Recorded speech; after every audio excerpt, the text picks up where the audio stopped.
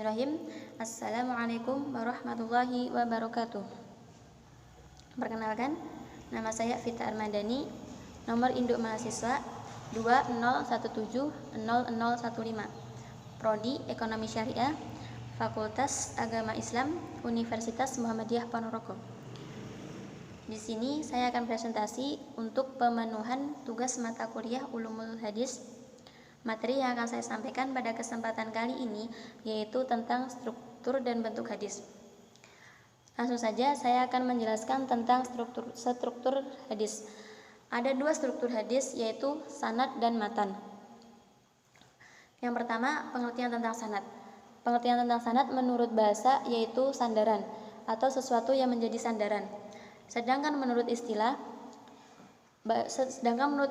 ilmu hadis, banyak ulama yang mengemukakan tentang sanad. Di antaranya, sanad yang dikemukakan oleh As-Suyuti dalam buku Tadrib Ar-Rawi halaman 41. Ia mengemukakan bahwasannya sanad merupakan al-ikhbaru an thoriqil matani, yaitu berita tentang jalan matan. Yang kedua, sanad yang dikemukakan oleh Mahmud At-Tahan yaitu silsilatur rijalil musilati ilal matani, yang artinya mata rantai para perawi hadis yang menghubungkan sampai kepada matan hadis. Di dalam dasar ilmu hadis, sanad merupakan salah satu neraca yang menimbang tentang sahih atau dhaifnya hadis tersebut. Itu penjelasan singkat tentang matan. Yang kedua, itu penjelasan singkat tentang sanad. Yang kedua yaitu matan. Matan menurut bahasa yaitu punggung jalan atau muka jalan, tanah yang keras dan tinggi.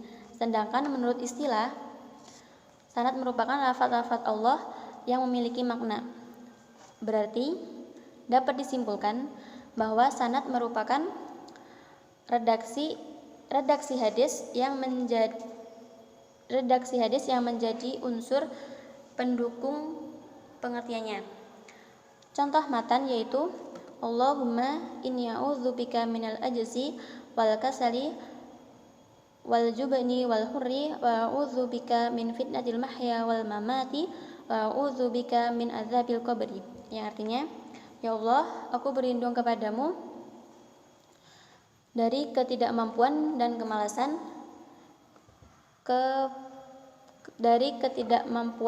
kemalasan, kepengecutan dan kepikunan.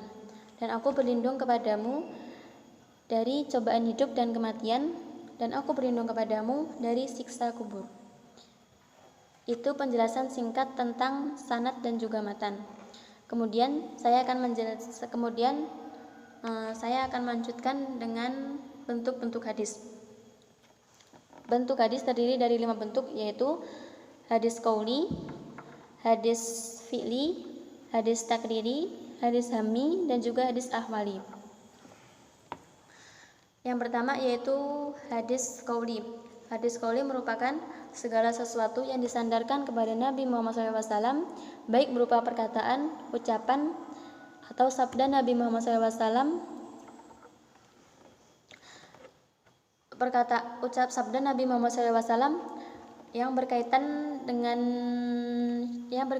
syarak, peristiwa, dan kejadian yang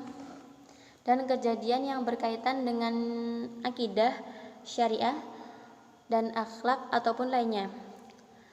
Contoh hadis qauli yang diriwayatkan oleh Ubadah ibnu As-Samit bahwasanya Rasulullah SAW bersabda, la sholata liman lam yaqra bi fatihatil alkitab, yang artinya tidak sah atau sempurna salat seorang yang tidak membaca surat al-fatihah. Sahih al-Bukhari. Bentuk yang kedua yaitu hadis fi'li. Hadis fi'li merupakan hadis yang menyebutkan perbuatan Nabi Muhammad SAW yang sampai kepada kita. Contoh hadis fi'li yaitu hadis yang diriwayatkan oleh Al-Bukhari dari Jabir ibnu Allah yang berbunyi,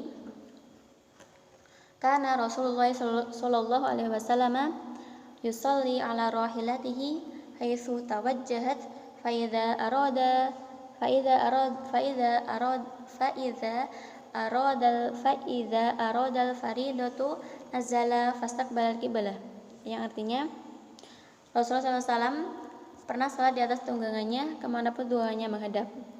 Lalu jika ia ingin melaksanakan sholat fardu, ia turun dari tunggangannya lalu menghadap ke kiblat.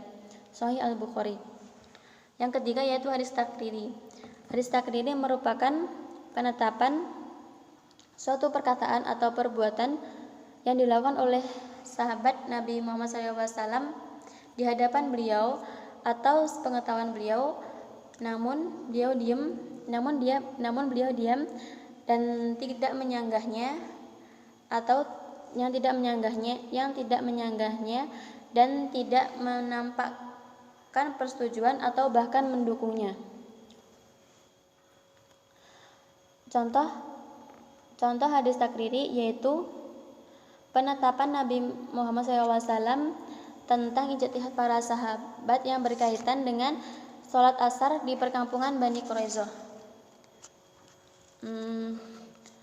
Diriwayatkan dari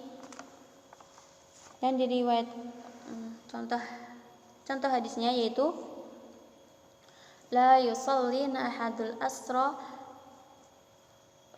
illa fi Bani Quraizoh fa adaraka ba'duhumul asru fit tariqi faqala ba'duhum la nusalli hatta na'tiyaha wa qala ba'duhum bal nusalli lam nurad minna dzalika fa dzukira linnabiy sallallahu alaihi wasallam falam yu'annif wahidan minhum, yang artinya janganlah seorang di antara kamu mengerjakan sholat asar kecuali setelah sampai di perkampungan Bani Quraizoh. Lalu sebagian mereka mendapati waktu sholat asar di perjalanan, dan lalu sebagian lainnya mengatakan kami tidak boleh sholat di perjalanan, kami tidak boleh sholat kecuali setelah sampai di perkampungan. Dan sebagian mereka mengatakan tetapi kami sholat dalam perjalanan. Lalu tidak ada dari kami yang membantah hal itu. Kemudian hal itu dilaporkan kepada Nabi Muhammad SAW, tetapi beliau tidak menyalahkan seorang pun dari mereka. Mungkin itu penjelasan singkat tentang struktur dan juga bentuk hadis. Dalam materi ini dapat disimpulkan bahwa struktur hadis terdiri dari dua struktur, yaitu sanad